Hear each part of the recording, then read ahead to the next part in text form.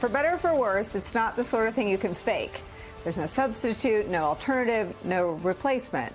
But without it, political parties of any and all stripes have learned again and again, perhaps some more recently than others, that without genuine grassroots enthusiasm, authentic excitement among the vast majority of your voters, electorally, you are toast. So you can understand why Democrats are starting to feel like they've got their mojo back today, the wind back in their sails, thanks to a rather unexpected issue. What NBC News calls the, quote, burning hot center of Democratic politics right now, the battle over redistricting. It started in the state of Texas, where today Texas Governor Greg Abbott is once again threatening the Democratic lawmakers who fled that state in order to deny Republicans a quorum as they endeavor to rip up Texas's congressional districts mid-decade. Abbott says once the legislature's special session ends Friday, he plans to immediately begin a new one until he can push through his new, even more Republican-friendly map, a special request from Donald Trump.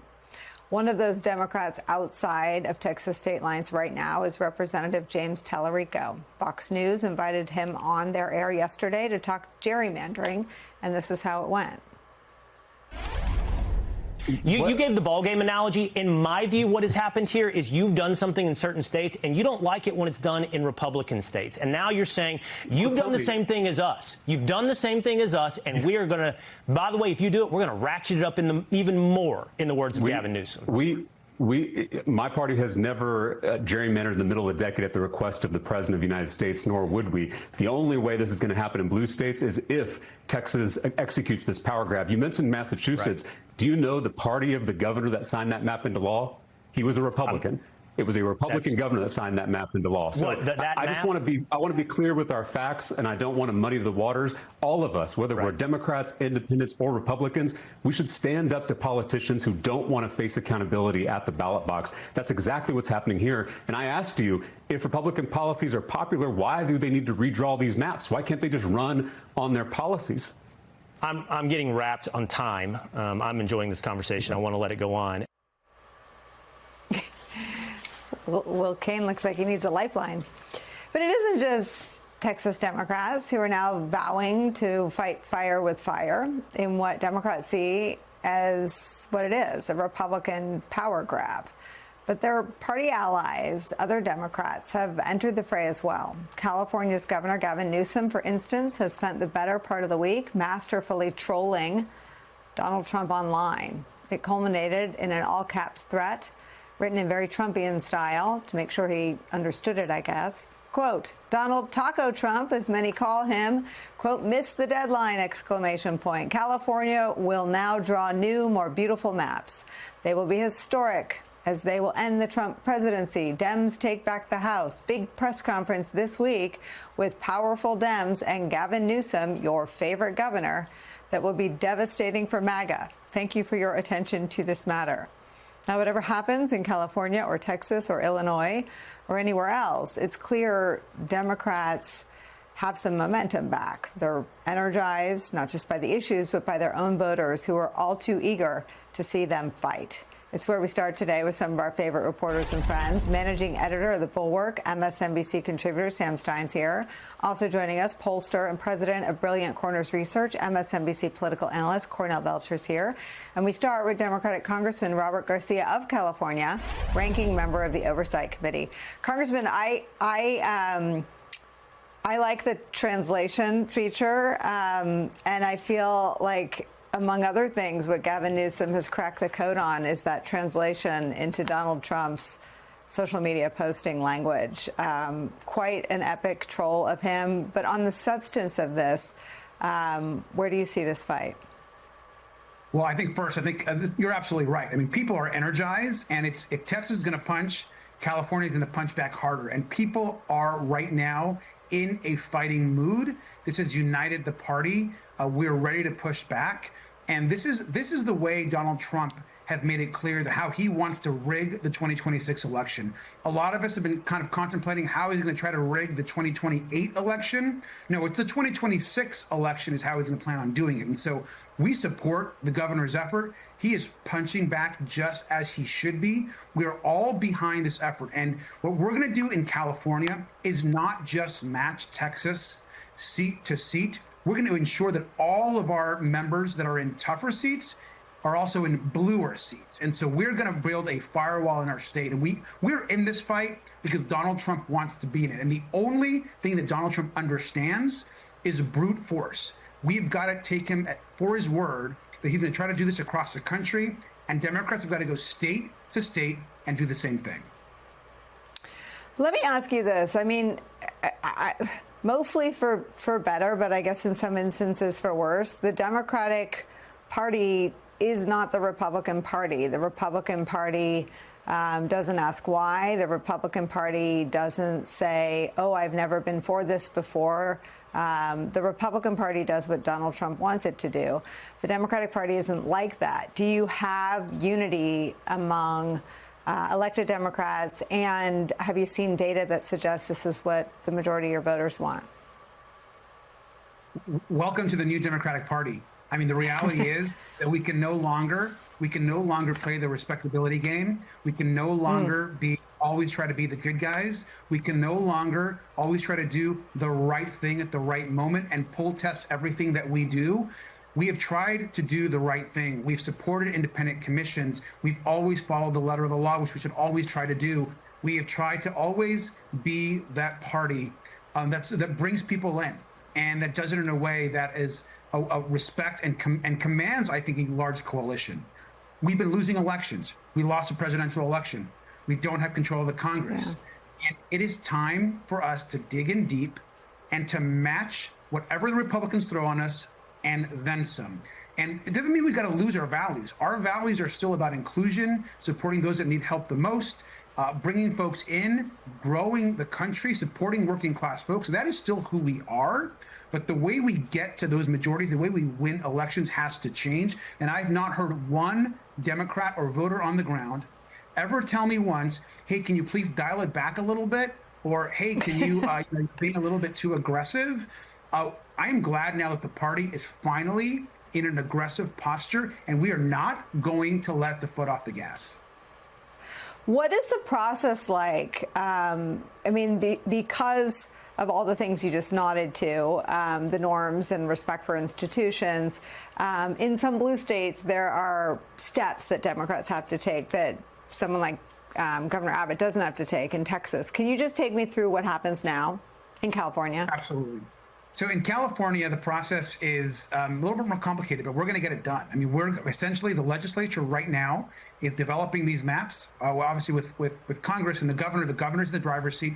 These maps will go in front of the legislature. The legislature will vote to put the maps in front of voters. That election is going to happen in November, likely. And so the whole process of actually getting on the ballot will happen in the next 2 weeks. Voters will then vote on the new map in November. And then that map will be the map that folks run for in these new seats in 2026. Now, the process in other states like New York or Illinois, they're all a little bit different. But I've been encouraging governors, legislators across the country, if you are in a blue state or if we have some control over the redistricting process, the time to act is now. Do not wait for the Republicans to start rolling out their next list of states. The planning has to start immediately. If California can do it and we're going to take it to the ballot, it's going to be very expensive and very difficult to do, but we're going to get it done. Every other state that has the ability to do so needs to do the same thing immediately. Let me read you one more tweet from Governor Newsom, and then I want to bring my other panelists into this conversation. He added this, quote, when Speaker Little Man Johnson is standing in the unemployment line, he can thank Donald Taco J. Trump. Trump missed a simple deadline, something he has often done with his many failed businesses. Now California will fire him with new, more beautiful maps, highly anticipated historic press conference, and this is with your favorite governor. Is this a tone that you would like to see all your fellow Democrats adopt? Look, yes. I mean, look. I think what the governor is doing here is being more aggressive, as far as people's tones or how they take on the Republicans in their state or their governors or the president is up to them. But the governor is doing exactly what we need to do and a true model in the way to take on Donald Trump. Donald Trump only understands brute force. He only understands someone actually standing up to him and pushing back aggressively. And I think the governor has captured the moment, and he's leading the country in putting these maps in front of voters. And as for the rest of the party and members of Congress and leadership and all of us that are involved, we just have to match that level of energy in our own different ways. I mean, you've had incredible guests and conversations, Nicole. You just obviously in Texas and across the country, people are pushing back, and these folks need to continue to do so, not just against Donald Trump, but Republicans in their own states. George Conway is a conservative attorney and prominent Trump critic, as well as the president of the Society for the Rule of Law. Miles Taylor served as chief of staff at the Department of Homeland Security in Trump's first term, but he is now the target of an investigation ordered by the president as part of his retribution campaign. He's also the author of the book Blowback. The two join me now. Miles, I want to start with you. You are directly in sort of the target of this administration, and you're experiencing the creeping authoritarianism firsthand. You've spoken in the past about the kind of psychological and even financial toll that all of this takes on you and on your family. So first, I want to start with how you are doing and what your reaction is to this latest escalation. Well, look, I'll be honest with you, because the only reason I'm continuing to speak out about this is I think people need to know what it actually looks like. And I won't lie, it's been a rough ride. It's been a turbulent ride. And I say that as someone who generally is an optimist, and I don't really like people to have sympathy for me. But this has not been made easy, because once you are on the president's blacklist, all sorts of things in your life start to implode. Businesses, relationships, friendships, financial. You have an army of lawyers. But this isn't just happening to me anymore. It's not just happening to my colleague, Chris Krebs, who was sanctioned on the same day in April. The president's revenge campaign, as many of us predicted, as George predicted for many years, has gone nationwide. And it's affecting almost every single institution of our society. And what's happening in Washington, D.C. is part and parcel of that campaign. And let me be clear. I mean, I was this man's chief of staff at the Department of Homeland Security. And I will tell you, this is not about public safety. This is political theater with rifles. And it's not just going to be limited to the capital city. I mean, Donald Trump has already signaled he intends to go to major U.S. cities and mount a federal takeover. You cannot call this anything other than authoritarianism if this is the way he carries it out. George, because of what we just heard Miles describe there, the way in which your life is just utterly and forever changed if you end up in this man's crosshairs, do you think that's why we don't see more principled people, principled conservatives speaking out about what's happening to our country right now? Oh, I definitely think that it's one reason. I mean, what we have here isn't traditional conservatism. It isn't traditional republicanism. It is authoritarianism. But I think a better word for it, as I think about it, one that more people can understand, is gangsterism, thuggism. We don't have Ronald Reagan anymore. We have Tony Soprano. He's holding people up, threatening them, bullying them, doing things that are beyond his legal power to do. And that scares people. It makes people pay protection money. We see Harvard possibly knuckling under to pay $500 million. We see these chip makers who are essentially saying, OK, take money from us. And we see the intimidation of people who have had the courage, like Miles, to speak out and criticize the president. And there is no limit to how low he will go and what he will do to intimidate and to threaten and to assert power over things. I mean, the only way you kind of get around it is he focuses on something else for a little while, and then maybe you can be left alone for a bit. And that's the problem here, is people are doing this, are fighting back or not fighting back because they're behaving like they're in silos. The only way this stops is if people all get together, people of different stripes, people who are in industry, people who are in politics, people who are in universities get together and say, enough. None of us are going to give in to this. And that's how this ends. Are we not seeing that coalition, though, Miles, in part because we see what it seems the president himself sees? He said earlier today, basically, he knows he has this rubber stamp from Congress. He doesn't like people calling him or painting him as a dictator, but he also knows, oh, I can turn to Congress and just have them extend this occupation for me and do exactly whatever my bidding is. So if other people see that there's really no check on this president, where do we end up? Well, that's right. I mean, then his campaign succeeds and Donald Trump consolidates power in the United States, doesn't ever look the same again, at least for a generation. And I think George hit the nail on the head. Is it has to start somewhere. And I'll give you an analogy. If someone's getting attacked on a train and everyone's just watching and everyone's the bystander, we've seen this news story before. The only way that stops, the only way the person gets saved is one person has to step forward. And then that makes it easier for the second person and the third person and the fourth person. We are seeing the bystander phenomenon play out across industries, educational institutions, businesses, law firms, all over the place. In my little tiny slice of the world, the only reason my wife and I are out here being vocal, it's the last damn thing we want to do right now. We had started to build a business. We had a baby. We wanted to lead a private life. But it was clear if they started to come target individuals with these orders, people would just start capitulating because it's scary as hell. And that a handful of us would need to say, no, we're not going to lay down. In fact, I'm committed every single day until the end of this administration to keep speaking out because we can't let them silence First Amendment protected speech in this country. Now, I'm just one person. What I'm much more worried about is what George pointed to is these industries, these whole sectors where we need to see people speaking out. We need to see a Harvard not decide to capitulate. We need to see a Harvard decide to fight. We need to see more of the law firms deciding to fight. And I was just talking to a Harvard professor a couple of days ago. I was down in the South and she was traveling doing some research. And she said, you know what? The faculty, the students, the alumni, we want to fight. The administration of Harvard wants to settle.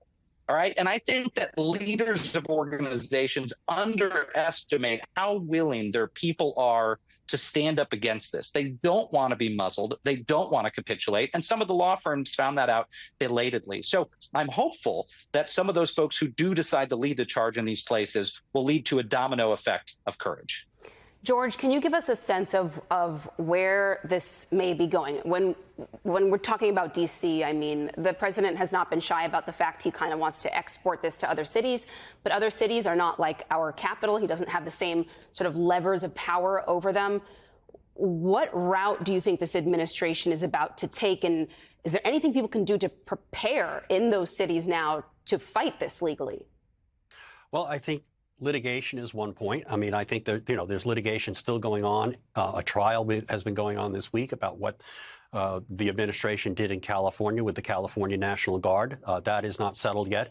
I think there's going to be a lot of litigation about that, but I also think it's important that people understand why it is that this kind of federal overreach is bad. And it's bad because it consolidates power in a federal government. And as Americans, we have never wanted that to happen. We have always had a federal system where local authorities handle local things like crime and the safety on the streets, public safety.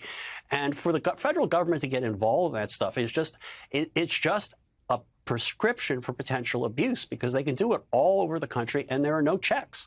So that's why we have to really draw the line here and fight back. George Conway and Miles Taylor, thank you both so much for joining me tonight.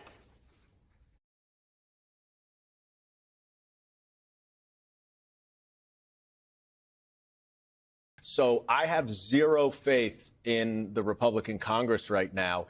And that's what we need to be talking about, because Donald Trump clearly is both distracting from Jeffrey Epstein, but also following his worst instincts aggressively now and without any measure of guardrails. The guardrails generally come from Congress. Republicans control Congress. So right now, the question is, are Republican members of Congress going not only to roll over to Donald Trump's will, but to roll over our democracy and allow him to take over this country as a fascist dictator? The instincts you're describing, though, beyond being his worst, are also quite familiar, right? This is exactly his comfort zone. He's establishing that, Congressman. There's a sports aphorism. Sorry to be the sports guy already, just like wedging it in. You don't want to do what your opponent wants you to do. That's what coaches say about the opposing team in their playbook. This is a play we know Donald Trump to have run many times before. As a Democrat, how do you avoid playing into exactly what he predicts in terms of the response from your party? Well, I think that part of our response has to be not only to call out what is going on, but the thing that we learned from 2024 is that we have to make it clear why this authoritarian behavior is bad for Americans in their everyday lives, and how the absolute co-opting of the Department of Justice and the use of the Department of Justice for his own personal benefit as an extension of himself will be bad when there are other law enforcement investigations, and you may end up on the wrong side of things. But to your point, and the question is a good one, that's why I'm focusing on the Republicans, because they know better. They say privately they know better. They don't like this, but it doesn't matter what they say to me privately. What matters is if they're willing to stand up to someone who is running scared from the Epstein files. Let's be very clear. That's the play he doesn't want you to run. That's exactly right. And so we will continue to push that and call out the fact that his abuse of power, which is gaining steam now, is really just to avoid having both to talk about it and to turn them over. I guess not to be pessimistic here. However, Congressman, the Republicans in this Congress have demonstrated that they actually don't care about being a guardrail. They care about power, and they have it. And they're going along with what he's doing in Texas. They've gone along. I mean, Pete Hegseth is the defense secretary, for crying out freaking loud. And Tom Tillis, when he went to his Senate Republican colleagues and said, hey, I cannot vote for this man, John Thune told him, look, you got to take it up with the White House. I can't. And then even Tom Tillis rolled over, and now he's not running for re-election anymore. Don Bacon, my congressman out of Nebraska, even Don Bacon is like, I can't do this anymore. But I have yet to hear him speak out about the militarization about the National Guard in our streets. Why should we hope that the Republicans are going to do anything different than they already done? We shouldn't. I mean, we should hope. We should not expect it, I guess is the way I would say it. And look, there's a lot of talk, and I hear a lot. Let's focus on flipping the House in November 2026. If we get there. And that's how I respond, which is we cannot wait until November 2026 to try to provide some kind of bulwark, some kind of check and balance against this. This is happening now, and it's happening aggressively, and it's happening with a reckless abandon to the point where we do need to come up with alternatives. We do need to be able to connect and relate why this is scary and dangerous, why it is unprecedented, why it is anti-American. And when you see the D.C. militarization, you see the ICE militarization with tens of billions of dollars going into these dragnets with masked police agents. When you see Donald Trump telling the Smithsonian to go back through all your exhibits, get rid of the impeachments of him, get rid of anything that might have to do with diversity, equity, inclusion, whatever it may be, something that he just doesn't like. He is trying to take over every single aspect of this country. And the question is, do Republicans care? And they have not to this point. We are now beyond bad policy, bad healthcare policy. We are getting into really dangerous territory. that many of us predicted, but is now actually happening. You have NBC News reporting ICE activity in D.C. alongside the National Guard activity. I know you, 11 other Democrats, are suing the Trump administration after being denied access to an ICE facility in Brooklyn. You have a New York judge just yesterday ordering ICE to improve conditions at a separate Manhattan facility. Immigration czar Tom Homan, he was asked about that judge's order earlier today. I want you to take a listen to what he said. The ICE ought to go look at an ICE facility. Go look at them. I'll compare, and if it's an ICE facility that ICE owns, I'll compare our detention standards to any county jail or state prison in the country. When I was the ICE director, we had county sheriffs end our contracts with them because they could not afford those detention standards. And they said, if I can't give these detention standards to a U.S. citizen, why am I going to pay all this money to give detention standards to somebody that's not even supposed to be here? Come visit. See for yourself. That's a football coach, by the way. Our detention centers can beat their detention centers. Mr. Homan, I am trying to come visit. You will not let me. Let me come visit. That is all I and my colleagues have asked. Today, I got denied. I've been denied at that 26 Federal Plaza. The Department of Homeland Security spokesperson repeatedly denied that there was anything wrong, that the allegations about the conditions at that facility were totally bogus, were wrong, everything was fine. In court yesterday, the Trump administration lawyer admits almost all of the allegations are true. They just lied to us. Today, I went to a federal Bureau of Prisons facility in Brooklyn where they're housing immigrants. They said to me last week when we tried to go, just let us know in advance and we'll accommodate you. And I've been there. I work with them. They're in my district. They have some issues themselves. And I did that. So I wrote a letter. Today I show up. They do not let me in. They do not explain why. So now you not only have Department of Homeland Security that is violating the law. It's not just the Constitution. It is the law that we are allowed to do it. You now have the Bureau of Prisons that's complicit in joining the Department of Homeland Security in doing this. And I at some point, this is so lawless and it is such blatant lying to the American people that there's going to have to be some kind of a reckoning. And we begin tonight with Donald Trump's takeover of the nation's capital. These striking images of National Guard members stationed in front of the Washington Monument. Part of what the Atlantic is calling, quote, the president's police state. Trump has federalized the D.C. police, deployed the National Guard along with other federal agencies under the false pretense of fighting crime in the city. This presence includes Customs and Border Patrol, seen here last night parked in front of a D.C. Subway restaurant, or these FBI agents in full tactical gear as a couple appears to enjoy a relaxing date in D.C.'s Navy Yard neighborhood. This isn't exactly Gotham City here, regardless of what Trump and the right-wing echo chamber want to promote.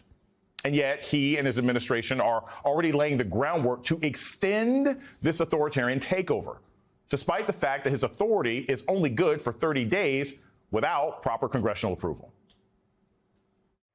Well, if it's a national emergency, we can do it without Congress. The president's authority is never over. The president's going to do what he has to do. I don't want to call national emergency. If I have to, I will. But I think the Republicans in Congress will approve this pretty much unanimously. Unfortunately, Trump is likely right about Republicans in Congress who have shown absolutely no interest in exercising the kinds of checks and balances outlined in the Constitution. But when Trump gets pushback in other parts of his administration, can't handle it very well. In Maryland, the president is currently trying to sue every single federal judge in the state over a deportation-related order. That suit is not going Trump's way, as the judge assigned to the case said he was skeptical. In California, where Trump deployed the National Guard and active duty Marines against the wishes of local and state authorities, litigation is ongoing. But Trump isn't content to limit his strongman posturing to government functions. He's also long been desperate to dominate the culture. Today announcing that he will host the Kennedy Center honors, admitting that unlike previous years, he interfered in the selection of honorees and, quote, turned down plenty. But as Trump forces himself into every aspect of American life, The residents of Washington, D.C. are speaking out, speaking against him. In the past 5 years, it's gotten extremely better. I don't hear gunshots. I've never had a break-in. He's trying to trample over everything that's been put in place that's happened. You can't erase history. For it to be asserted by others that the federal government wants to take over other cities, that's crazy. I actually was concerned coming downtown today because I hadn't been downtown since he said that, so I wasn't sure what I would encounter. D.C. residents weren't afraid before, but Trump's authoritarian actions have made them feel safe in the city now. As The Atlantic put it, he's treating the district as his own personal fiefdom.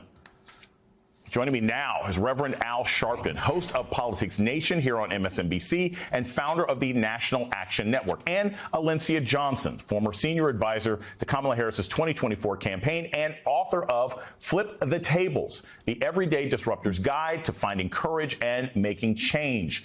Alencia, I will start with you this evening. You are in and around the Washington, D.C. area. Just tell us a little bit about how the city is reacting to this. How do people feel? Is it affecting traffic? Do people not want to go downtown? What's D.C. like right now? Well, listen, a lot of what those residents said does ring true here, but was actually even more clear as a lot of people we know in the D.C. area are very much politically active. They are advocates, and they are also people, if we look at the demographics and the way that people vote here, they are people who speak out against Donald Trump.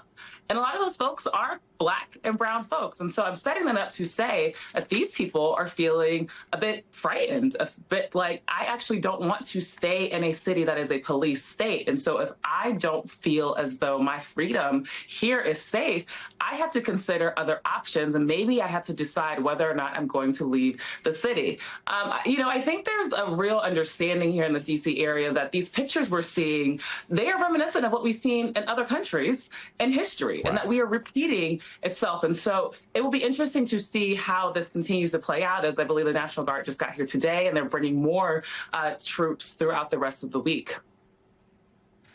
Rev, I've had a lot of people that I've spoke to in the city describe this as basically federal stop and frisk. And, you were in New York, you and the National Action Network fought against stop and frisk when that was sort of the regular way of policing in New York City. What's your perspective on what's happening in D.C. right now? Does it have any actual connection to policing, or is it just authoritarianism? Well, I think that if it does have something to do with policing, and I have my doubts, but it would be bringing stop and frisk to the district. But several things jump out at me. One is that he named other cities. He named after Washington. He said Los Angeles, Oakland, Chicago, and New York, all of whom have Black mayors. Like there are no cities with high crime rates that have white mayors or white population. So it's the criminalizing of Black people and the criminalizing of Blacks in higher office. This is the same man that sat 3 hours, according to reports, and watched people assault, beat, and threaten cops and law enforcement on January 6th and did nothing. He didn't call the National Guard then. And when he got put back in office, he pardoned them. So some of the most violent people we've seen in Washington, he pardoned. And lastly, I think that this is a lot about let's flood the zone, and people are not talking about Epstein in my base anymore. They're saying he's going after those Black criminals. Well, we want criminals off the street, but the crime rate is going down in Washington and other cities. But even then, we want criminals off the street because the majority of the people that are victims of crimes are us. We don't apologize for criminals, but they're not after criminals. They're looking for a way around the Epstein case and a way to go after these Black mayors. I want to play this soundbite for you, Alencia, from Jeannie Pirro yesterday talking about D.C. and crime. Get your thoughts on the other side. What about preventative? Do you or the president plan to do anything to address the root causes of crime in D.C., such as truancy?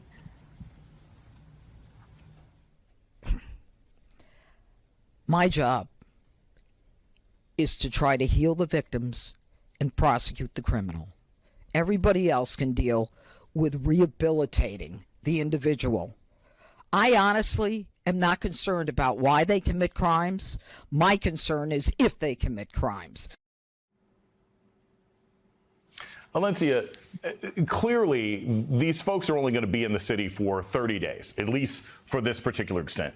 What does it say that Jeannie Pirro, who's speaking in part for the administration, even though she shouldn't be, is not interested in solving any issues that lead to crime? She really just wants to go in and punish. What does that say about what this administration is really doing?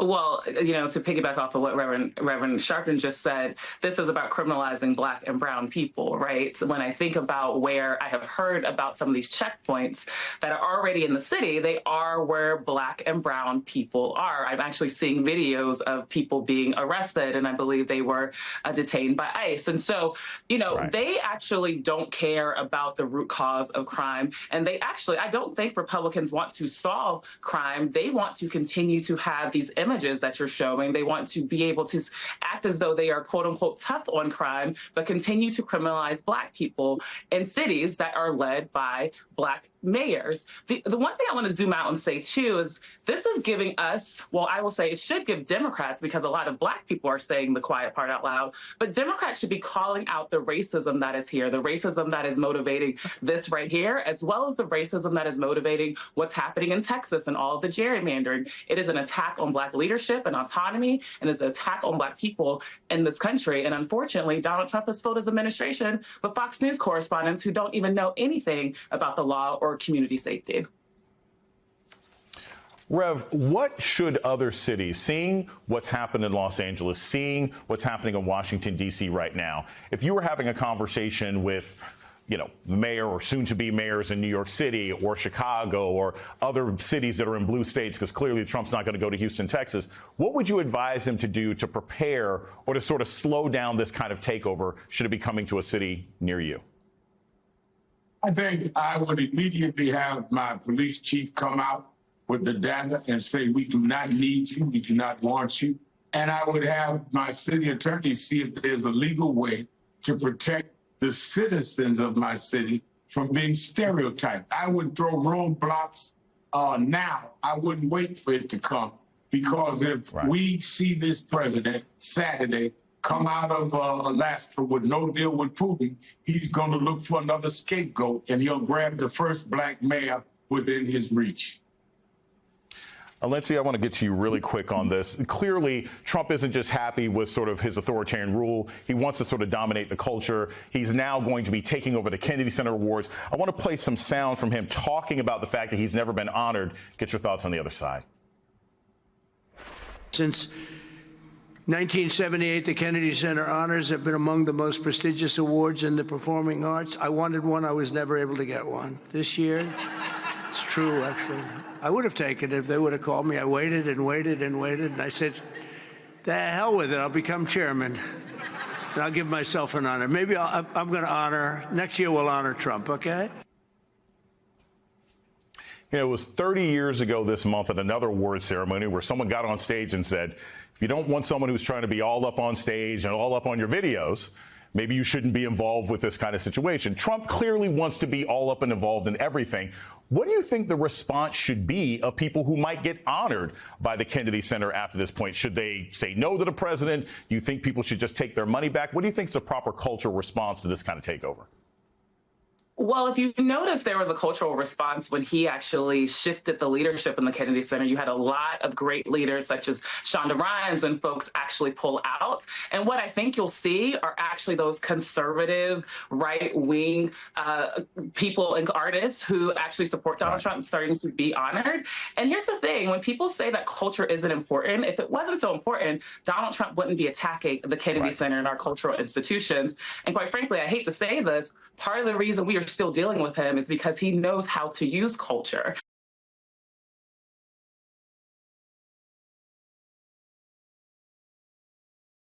Joining us now, New York Times reporter and MSNBC contributor Jeremy Peters, staff writer for The Atlantic Tom Nichols, former Democratic Senator of California Barbara Boxer, and MSNBC Justice and Intelligence correspondent Ken Dilanian. Ken, you and I covered a lot of the 2020 drama together, the allegation from President Trump that he won the election, that the whole thing was rigged. And the question that I keep going back to now, as we watch him consolidate power, as we watch him move around Congress, move around the courts even, as we watch him demand more seats out of Texas, which sounds eerily similar to find me 11,780 votes, is that this is a guy who's trying to make sure that even if he does lose, he has a way out to tell people that he did not. Yeah, it's a really important issue that you're spotlighting, Katie. Look, back during the alleged criminal conspiracy in 2020 to overturn the election that got Donald Trump charged with federal crimes, one of the most dangerous episodes was when Donald Trump ordered his Justice Department to essentially say that they found fraud. And remember, that Justice Department was much different than today's Justice Department. It was filled with, yes, Republicans, conservatives, but people who believed in the rule of law. And they stood up to Donald Trump, to a man and a woman. Bill Barr had resigned by then, but the acting attorney general and his deputy and a bunch of other people basically said, we're not doing this, and we will quit en masse if you continue to press us to do this.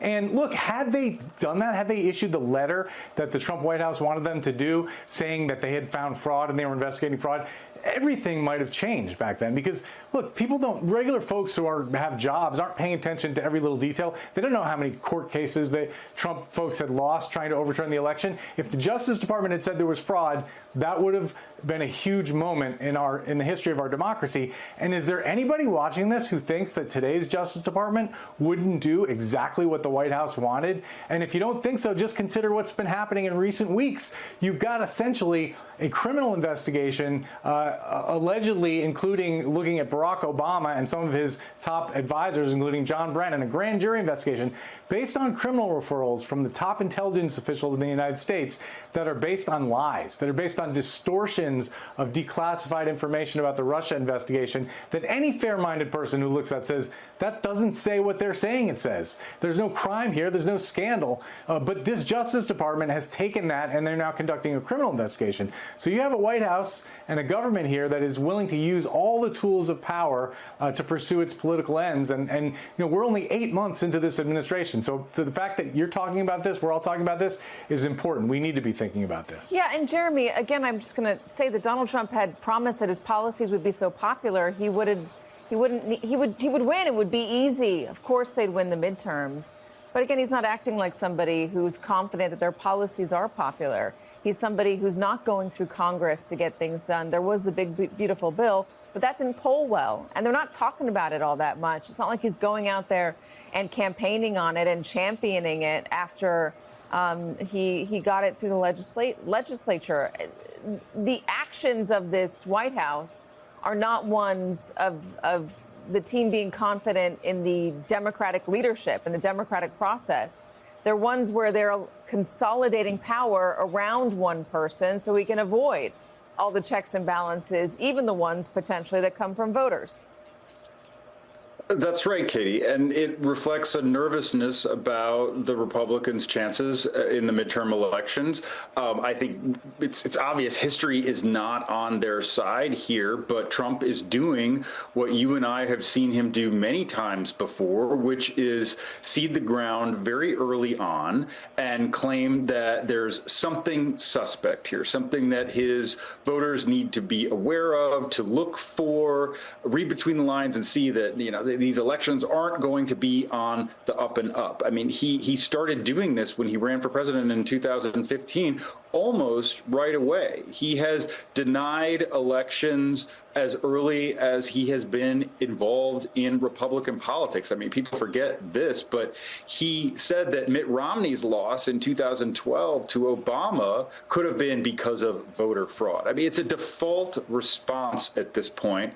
But unfortunately, it's one that Democrats, have to and ought to take seriously, because you see efforts on the ground where this kind of rhetoric from the president is trickling down and having an influence. Take, what's gone on in Georgia lately. There is a Republican push to put election skeptics on the boards that will certify the election results in Atlanta. I mean, this is something that I heard one person say is quote, distressingly familiar to anybody who remembers just the recent history of Trump trying to interfere interfere in Georgia, and as you said earlier, find the votes.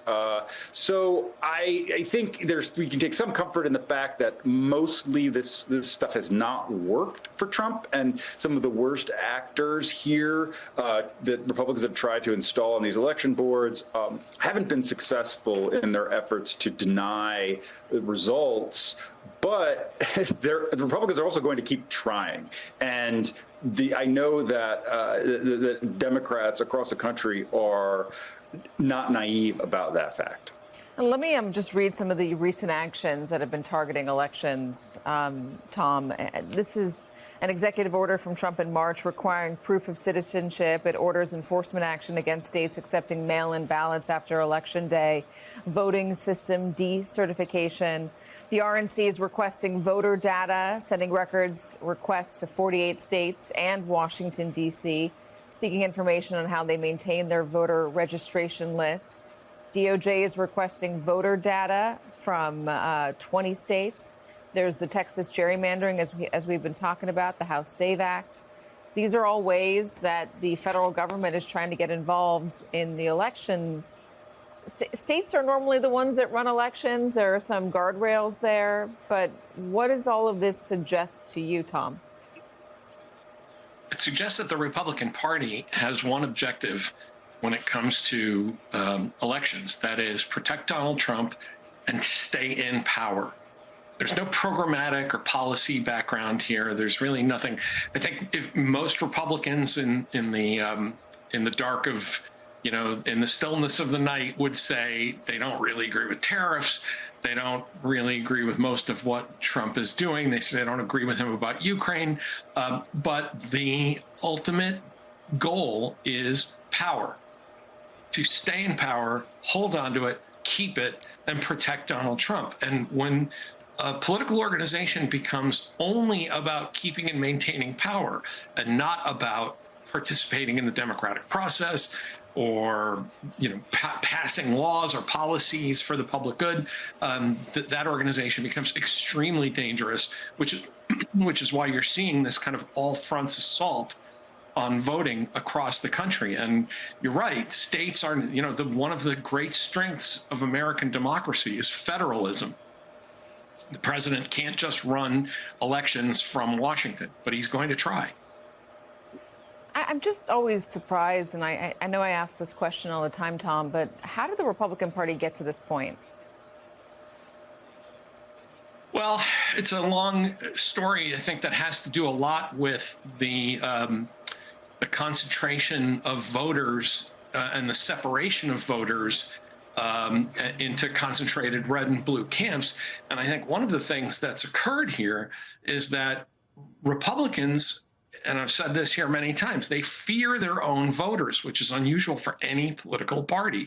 And I think one of the things you're seeing Trump doing is reminding Republicans that he doesn't really need a majority. He needs to fire up about 30% of the voters to show up for primaries. That's his big threat. I mean, that's why they bend the knee to him, that he has this cult-like grip on the people who will show up for primaries and take out anybody he says to take out.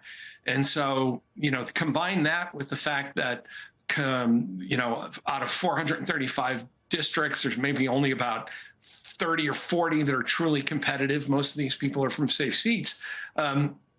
Donald Trump came along and said, I control this party. I can kick you out of this party. I can kick you out of Washington. And unfortunately, what we're finding is that a lot of Republicans would rather be careerists and opportunists than stand up for the rule of law and for the Constitution. Senator Boxer, what do Democrats do in light of this, in the face of this? We fight back.